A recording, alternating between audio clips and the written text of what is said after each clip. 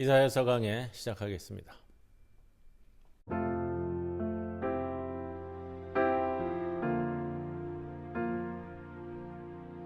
여호와여, 나의 호소 들으소서. 나의 부르짖음 보소서. 거짓 없는 내 입술의 기도 주여 귀 기울이소서.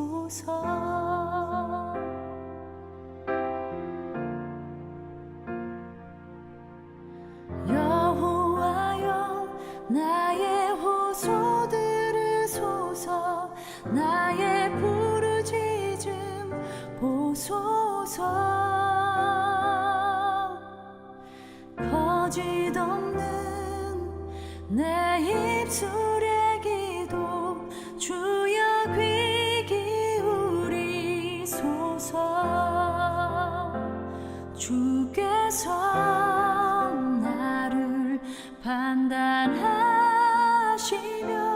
주의 눈으로 날 살피소서. 주께서 내 마음을 시험하시니 내가 결심하여 범죄치 않네. 하나님이여 응답하소서. 내가 주께 부르짖나이다. 주께 피하는 주의 자녀들 주의 날개 아래 감추소서.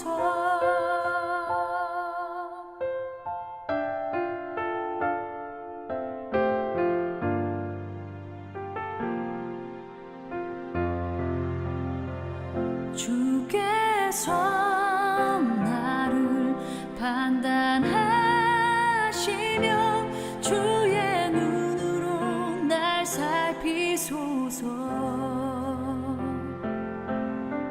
주께서 내 마음을 시험하시니 내가 결심하여 범죄치 않네.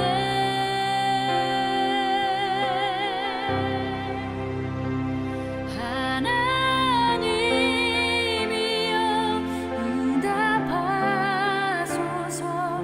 내가 주께 부르짖나이다.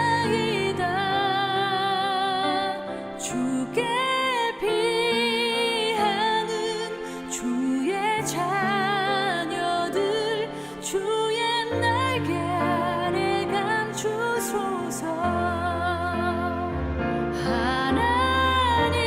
하나님이여 응답하소서. 내가 주께 부르짖나이다. 주께 피하는 주의 자녀들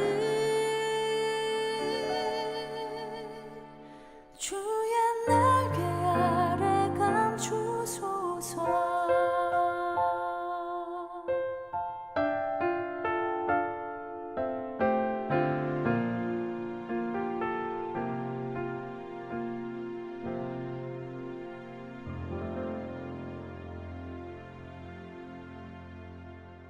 기도드립니다. 주님, 오늘 하루도 우리에게 소중한 하루가 되게 해 주옵소서. 신나는 일도 기대되는 일도 없이 반복되는 일상 가운데 지나온 날들을 돌아보는 여유도 갖게 하여 주옵소서. 거절당한 일보다는 응답받은 일을 기억하게 하시고 짜증나는 순간보다는 기뻐했던 순간이 생각나게 하옵소서. 할 일을 누군가에게 시키려고 두리번거리는 게으른 눈길이 누군가를 도우려는 발길로 바뀌게 하옵소서.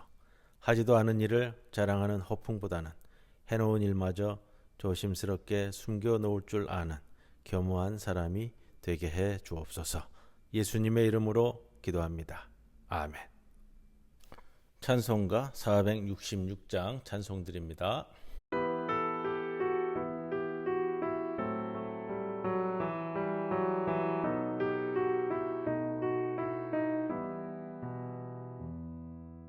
죽기까지 사랑하신 주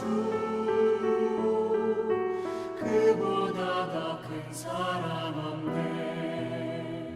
내가 너희들에게 새 계명을 주노니 나 너희들을 사랑하듯 서로 사랑하라. 죽기까지 사랑하신 주 그보다 더 큰 사랑 없네. 내가 나를 따르면 나의 친구 되리니 나 너희들을 사랑하듯 서로 사랑하라. 죽기까지 사랑하신 주 그보다 더 큰 사랑 없네. 주님 먼저 우리를 진정 사랑하셨네. 나 너희들을 사랑하듯 서로 사랑하라. 죽기까지 사랑하신 주 그보다 더 큰 사랑 없네.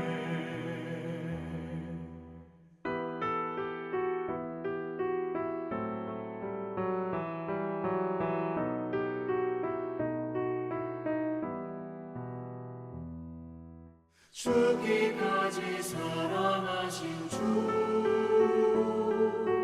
그보다 더 큰 사랑 없네. 내가 사랑함으로 나의 계명 지키라. 나 너희들을 사랑하듯 서로 사랑하라. 죽기까지 사랑하신 주 그보다 더 큰 사랑 없네. 너희 행함 인하여 제자 됨을 알리라. 나 너희들을 사랑하듯 서로 사랑하라. 죽기까지 사랑하신 주 그보다 더 큰 사랑 없네.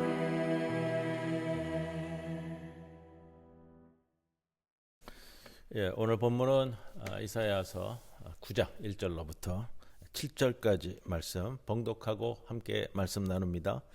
전에 고통받던 자들에게는 흑암이 없으리로다. 옛적에는 여호와께서 스불론 땅과 납달리 땅이 멸시를 당하게 하셨더니 후에는 해변길과 요단 저쪽 이방의 갈릴리를 영화롭게 하셨느니라. 흑암에 행하던 백성이 큰 빛을 보고 사망의 그늘진 땅에 거주하던 자에게 빛이 비치도다. 주께서 이 나라를 창성하게 하시며 그 즐거움을 더하게 하셨으므로 추수하는 즐거움 탈취물을 나눌 때의 즐거움 같이 그들이 주 앞에서 즐거워하오니 이는 그들이 무겁게 맨 멍에와 그들의 어깨의 채찍과 그 압제자의 막대기를 주께서 꺾으시되 미디안의 날과 같이 하셨음이니이다.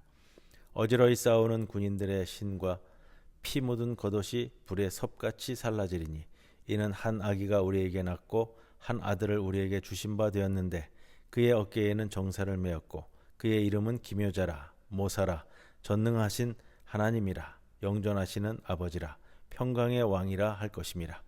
그 정사와 평강의 더함이 무궁하며 또 다윗의 왕자와 그의 나라에 군림하여 그 나라를 굳게 세우고 지금 이후로 영원히 정의와 공의로 그것을 보존하실 것이라. 만군의 여호와의 열심히 이를 이루시리라. 아멘. 이사야서 9번째 시간입니다. 이사야가 성전에서 본 환상 계속 이어지는 말인데요. 오늘 구절은 유명한 말이잖아요. 한 아기가 우리에게 낳고 그 이름을 우리에게 주신 바 되었는데 그 어깨에는 정사를 메었고 그의 이름은 기묘자라 모사라 이렇게 이루어지는 평강의 왕이라. 요 구절인데 요 구절에 대한 오늘 말씀을 나눌 겁니다. 이사야가 본 환상, 성전에 불려 들어가서 보좌에 앉으신 여호와 하나님을 보면서 또 여호와 하나님을 향한 고백이 있는데, 백성의 죄악을 고발하고 심판을 선포하는 것은 여호와가 백성을 다스리는 왕이시다라는 것을 알려주는 겁니다. 여호와가 왕이시다. 다른 이가 왕이 아니고요. 여호와가 왕이시다. 여호와가 다스리는 나라에 대한 선포. 이거는 우리가 지난 시간 그전 시간에도 나눈 것처럼 심판을 통한 여호와께서 왕이시다라는 말씀뿐만이 아니라 이제는 여호와께서 모든 나라 가운데 재판장 다스리는 자로 임하실 때에 온 세상 가운데 창과 칼을 녹여서 보습과 낫의 나라가 이루어진다. 이게 지난주에 함께 나눈 말씀이고요. 왕이신 여호와라는 것이 단순히 다스리는 자 여호와께서 왕이시다 이것뿐만 아니라 이제 이 땅에서 여호와를 대신하여 그의 통치를 실현하는 존재에 대한 예언. 여호와께서 하늘에 계시고 이제 그 일을 맡은 여호와가 왕이시다라는 것은 이제 그 여호와가 왕이시다라는 것을 대신하여 그의 통치를 실현하는 존재에 대한 이야기. 이제 그 말씀을 나누게 됩니다. 구약의 예언자들은 항상 그 앞날에 이루어질 회복을 말할 때에 다윗을 언급하는 것을 봅니다. 이것은 다윗 왕조만이 아니라 다윗 왕을 가리킬 뿐만이 아니라 다윗의 통치에 대한 회복을 상징하는 말이다. 다윗이 어떻게 통치했는가? 다윗의 통치가 곧 하나님의 통치인데 하나님의 마음에 합한 자 다윗이 이 나라를 어떻게 통치하는가? 그 바로 앞날에 다윗의 왕자를 언급하는 예언자들의 선포에는 이 다윗 왕이라는 어떤 사람을 칭한다라기보다는요, 다윗 시대에 이루어졌던 하나님의 통치에 대해서 이야기하는 겁니다. 그럼 그 통치는 어떤 것이냐? 우리가 이사야서를 시작할 때도 계속 반복되었던 1장, 2장, 3장에서도 반복되었던 하나님이 왕으로 좌정하신 보좌의 기초는 정의와 공의다. 이거를 꼭 잊지 마셔야 되는데 다윗 통치 역시 정의되는 것은 뭐냐? 정의와 공의로서 정의된다. 사무엘하 8장 14절에서 15절은 이런 말씀이 있어요. 다윗이 어디로 가든지 여호와께서 이기게 하셨더라. 다윗이 온 이스라엘을 다스려 다윗이 모든 백성에게 정의와 공의를 행할세. 이 다윗 통치의 근간이 무엇인지를 표해 주는 말씀이고요. 다윗의 아들 솔로몬의 통치도 이에 근거한다라는 것을 알 수 있는데 열왕기상 10장 9절 당신의 하나님 여호와를 송축할지로다. 여호와께서 당신을 기뻐하사 이스라엘 왕위에 올리셨고 여호와께서 영원히 이스라엘을 사랑하심으로 당신을 세워 왕으로 삼아 정의와 공의를 행하게 하셨도다. 정의와 공의, 우리가 앞전 시간에 함께 나눈 말씀 중에 정의와 공의, 원어로는 미슈파트와 제데카 이 말씀을 좀 세밀하게 드렸습니다. 자, 이런 구절 두 개로 정의되는 것, 정의와 공의로 표현되는 것이 다윗 통치의 본질입니다. 이러한 특징이야말로 다윗에 대해 언급할 때 우리가 마땅히 떠올리는 거예요. 다윗의 통치, 그러면 정의와 공의. 하나님이 이것을 굉장히 중요시 여기고요. 선지자들이 이것을 계속해서 선포하는 것이고요. 이사야서 9장 이 땅에서 여호와의 다스림, 이러한 다스림, 정의와 공의에 근거한 다스림을 이루어갈 다윗의 후예를 예언하는 말씀이 오늘 9장 6절의 말씀이에요. 이는 한 아기가 우리에게 낳고 이렇게 이루어지는데 이 아기가 누구냐? 이 아기가 누구냐라는 것이 이제 항상 논란이 되는데, 자, 이사야에 의해서 기록된 메시아 예언이다. 우리가 대림절이 다가오면, 성탄절이 다가오면 이 구절도 언급을 많이 하잖아요. 우리 한 아기가 낳고 그의 어깨에 정사를 메었고 기묘자라 모사라 평강의 왕이라. 메시아 예언이라는 견해도 있고 남왕국 왕의 등극을 앞으로 둘러싼 예언, 그래서 앞으로 이루어질 히스기야 왕, 또 종교개혁을 진행했었던 요시야 왕의 등극을 예언한 것이다, 이렇게 이야기되어지기도 하고요. 그리고 바벨론 포로기를 거친 후에 이 땅에, 가나안 땅에, 팔레스타인 땅에 다윗의 후예가 통치자로 세워질 것에 대한 메시아 예언이다, 이렇게도 이야기되어지는 거예요. 우리가 이 대림절에는 요 구절을 많이 언급되기 때문에 흔히들 요것을 이제 메시아 예언이라고 생각을 하는데, 뭐 그렇게 생각할 수도 있고요. 그것이 어떻게 그렇게 되어지는가를 뒷마무리해서 말씀드릴 건데, 자, 이런 여러 가운데에서 본문이 이야기하는 것은 명확한 건 있습니다. 장차 임할 매우 특별한 통치자가 올 것이다. 예. 그의 어깨에 정사를 메었다라는 것은, 정사라는 것은 이제 모든 나라, 방백, 열방, 이 나라들을 어깨에 메었다라는 겁니다. 자, 이런 것을 분명히 여기면서 1절의 말씀에 보면 스불론 땅과 납달리 땅, 해변길과 요단 저쪽 이방의 갈릴리, 여기서 언급하고 있는 것은 여기 어둠에 갇혔는데 빛이 내리라라는 말씀이에요. 여기는 이제 아수르에 의해서 침탈당한 북왕국 이스라엘 땅을 얘기합니다. 자, 이 지역이 아수르가 점령한 후에 어떻게 변화되었는가? 어둠의 땅이 됐는데, 그러나 희망이 어떻게 등장할 것인가?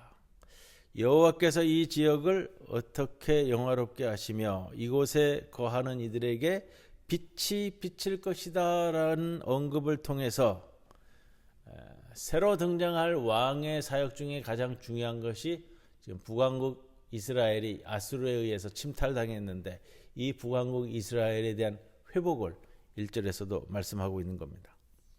그래서 북왕국의 회복 말씀은 이 9장 예언이 당장에 이루어지지 않는다 하더라도, 그러나 우리가 살아가는 현실 역사 안에서 언젠간 올 것이다 라는 소망을 바라보는 것이고요. 자, 그 새로운 날들, 그 소망의 날들에 대한 기쁨을 9장 3절에서 이렇게 표현하고 있어요. 추수하는 즐거움과 탈취물을 나눌 때의 즐거움. 자, 이 표현을 쓰면서 지금 아수르에서 점령당한 어둠의 땅이 되어진 북왕국 이스라엘의 그 지역들이 여호와의 영화로움을 통해서 빛이 비추어질 텐데, 그 빛이 비추어지는 그 소망을 추수하는 즐거움과 탈취물을 나눌 때의 즐거움. 추수할 때의 즐거움은 그거잖아요. 1년 동안 모든 땀방울을 흘린 결과물을 수확할 때의 그 기쁨이고요. 그 다음에 탈취물을 나눌 때의 즐거움은 전쟁에서, 이 전쟁이라는 것은 이 죽음을 앞두고 싸우는 건데, 그 전쟁에서 이기고 그 탈취물을 나눌 때의 그 기쁨에 비유하는 겁니다. 이 기쁨을 이렇게 표현하는 이유는 여호와의 영화로움에 의해서 빛이 비추인 이 북왕국 이스라엘 땅의 회복이 추상적으로 뭐 회복될 것이다 뭐 이렇게 표현하는 것이 아니라, 이렇게 손에 잡히는 현실감 있는 기쁨을 나누는 그런 감정이 될 것이다 라는 것을 이제 현실적으로 실제적으로 나타내는 표현이 됩니다. 그날 회복되는 날, 소망의 날은 애매하거나 추상적이거나 정신적으로 어떤 뭐 이렇게 회복되는 이것이 아니라 확실하고도 분명하게 이 땅에 임할 것이다.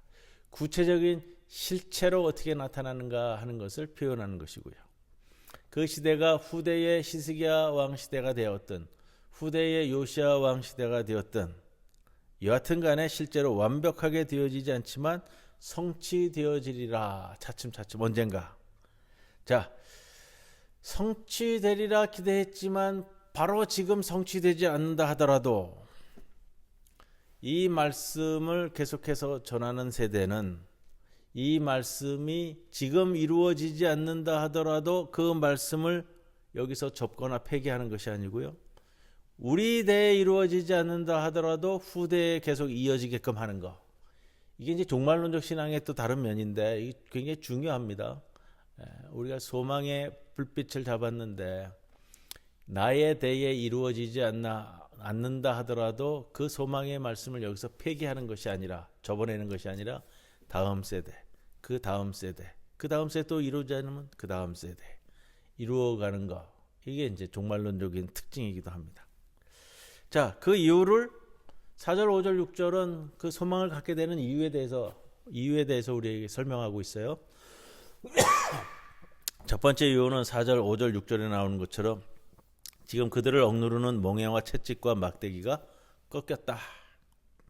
두 번째 이유는 군인들의 신과 피 묻은 겉옷이 불살라질 것이다. 이게 이제 전쟁이 끝나는 것을, 평화의 세상이 도래하는 것을 나타내는 표현이고요. 그 다음에 6절에 나오는 세 번째, 아기가 등장하는데 장차 그 아기가 통치할 것이기 때문이다. 자, 이 단락에 언급되는 6절에 언급되고 있는 다윗의 왕자에 앉게 될 이야기. 이 이야기는 우리가 앞에서 말씀을 나눈 다윗 시대를 상징하는 인물입니다. 이상적인 어떤 특정 인물을 뜻한다라기보다는 장차 이 말 하나님의 통치를 상징하는 인물. 그래서 이 한 아기가 태어나는 것이 처음부터 예언이 종말의 끝날에 올 메시아를 가리키는 예언이다라고 말하는 것과는 좀 다른 것 같아요. 우리가 대림절에도 또 성탄절에도 이 구절을 많이 인용을 하지만 다윗의 위에 앉아 하나님의 통치를 행할 인물에 대한 기대, 이런 기대는 어려울 때마다 곤고할 때마다 환난 가운데서 항상 존재했었던 기대고, 나아가 그러니까 세대 환란이 올 때마다 세대마다 항상 기대했었고, 이루어지지 않는다 하더라도 마지막 끝날에 이루어질 것을 기대했습니다. 그래서 이 종말론적 소망이라는 것이 지금 이사야서에서 보이는 것은 처음부터 종말의 날에 이루어지는 것, 이것을 바라보는 것이 아니고요. 항상 임박한 날이라는 것은 내가 지금 환란 가운데 있기 때문에 나에 대해 이루어질 임박한 날에 이루어질 것으로 보는 소망, 지금 이루어지지 않는다 하더라도 이것을 폐기하지 않고 다음 세대에 또 이루어지지 않는다 하더라도 폐기하지 않고 그 다음 세대, 항상 이 소망 가운데 살아가는 거예요.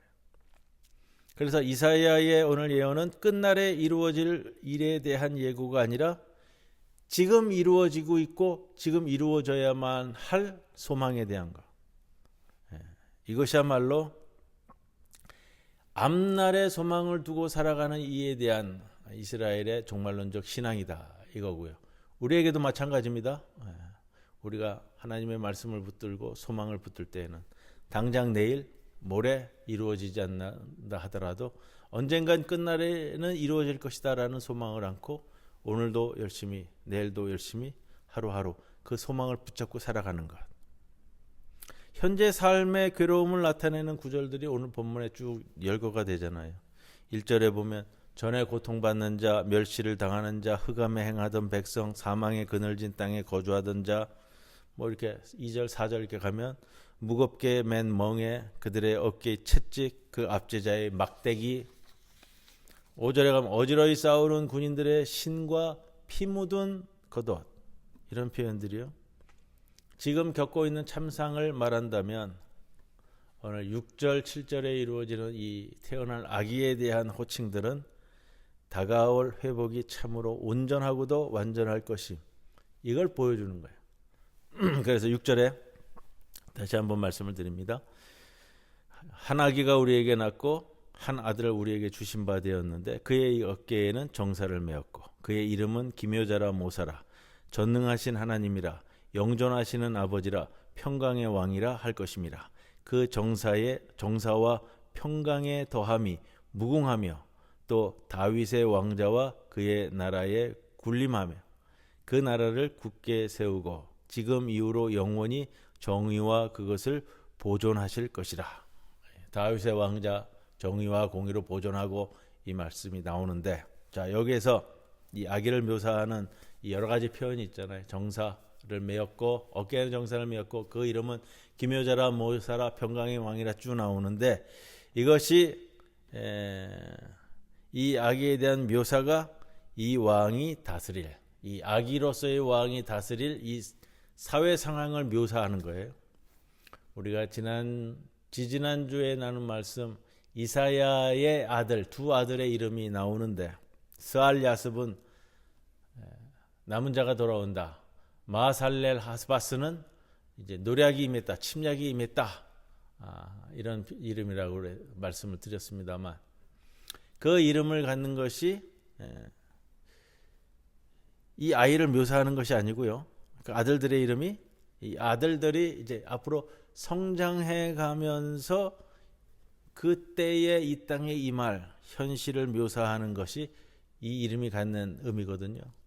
이 아기의 묘사라 정사를 메었고, 이것은 이 아기가 통치할, 이 아기가 세상을 바꿀 그 모습, 그것을 이제 우리에게 보여주는 것입니다.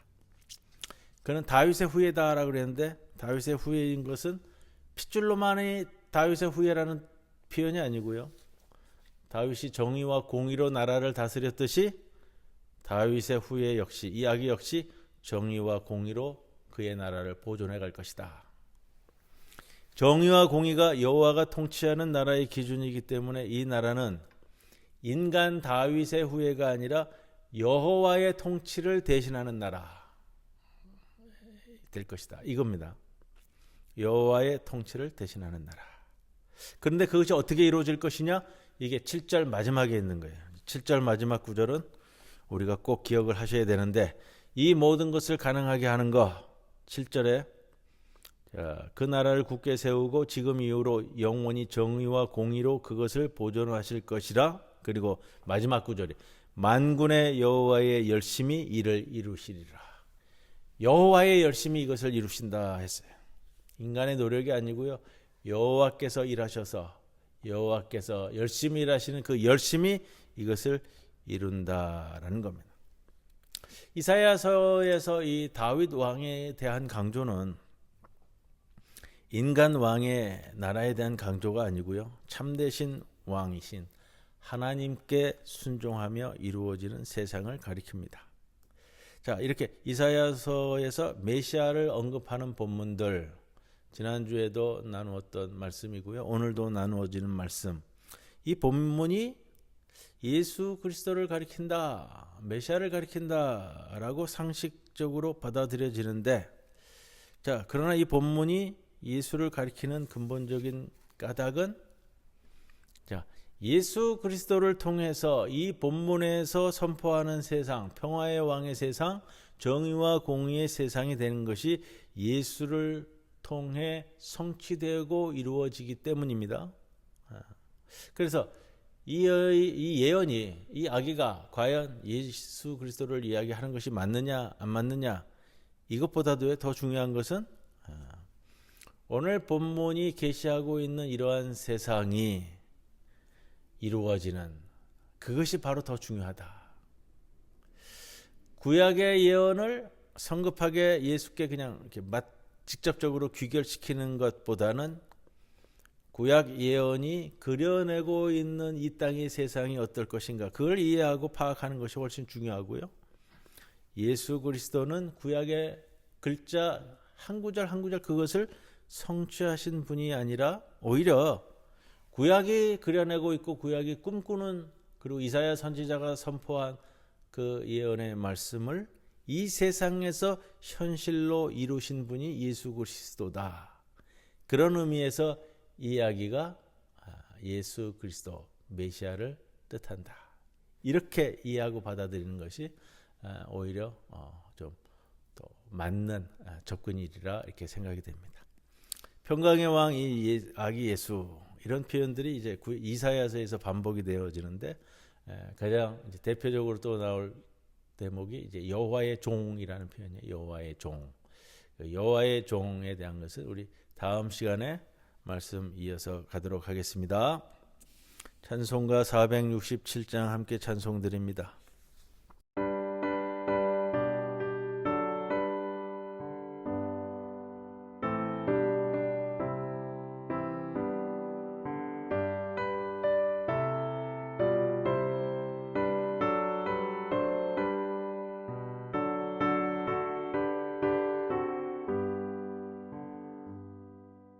높으신 주께서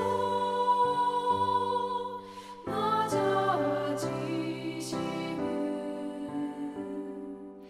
낮은 자를 높여주심이요 부유한 주께서 가난해지시는 가난한 자 부욕해 하심이라 주여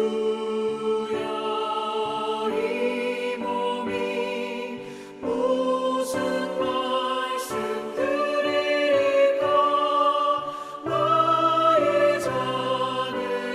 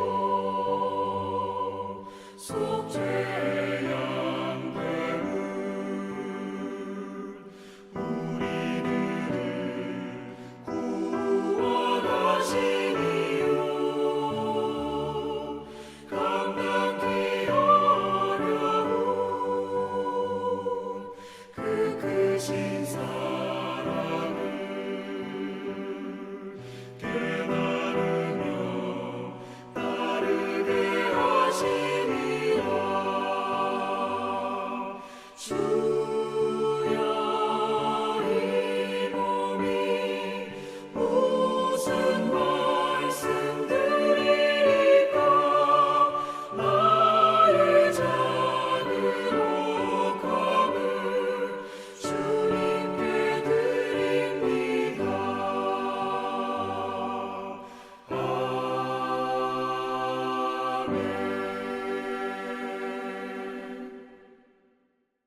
주님 가르쳐 주신 기도 함께 드리겠습니다. 하늘에 계신 우리 아버지여, 이름이 거룩히 여김을 받으시오며 나라의 마옵시며 뜻이 하늘에서 이루어진 것 같이 땅에서도 이루어지이다.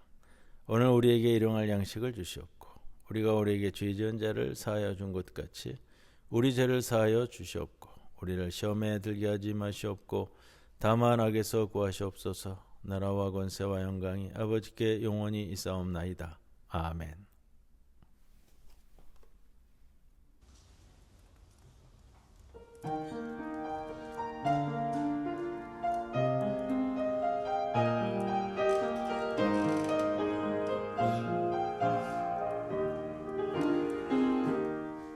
순전한 믿음은 말보다 행하는 것 이 세상 속에서 자기를 정결케 하는 것 순전한 믿음은 기도하며 낙심하고 끝까지 주를 신뢰하는 것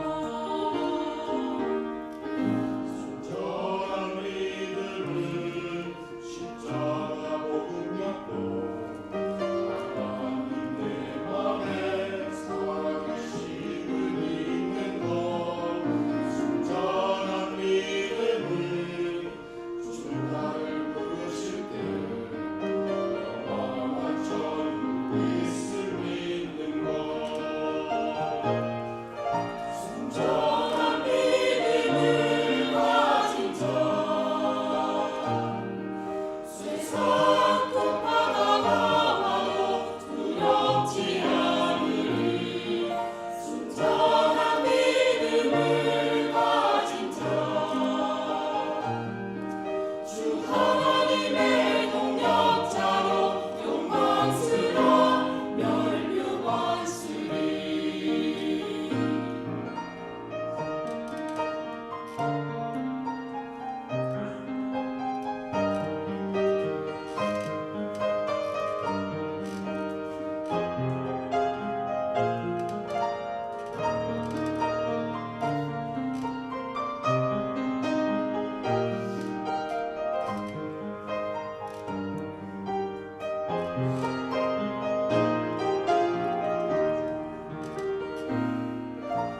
순전한 믿음은 날 부르신 이곳에서 하나님 나라와 영광을 위해 사는 것 순전한 믿음은 우리를 부르신 주 끝까지 함께 하신 믿는 것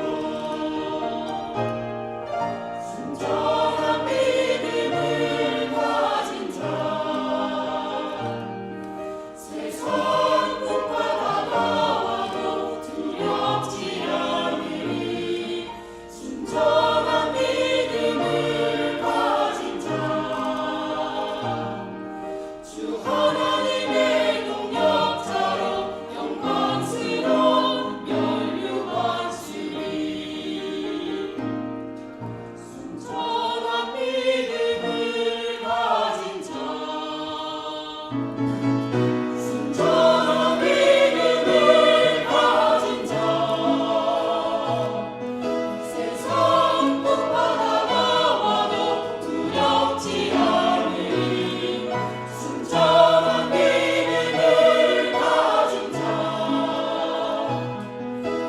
하나님의 동역자로 영광스러운 멸류관수리 주 하나님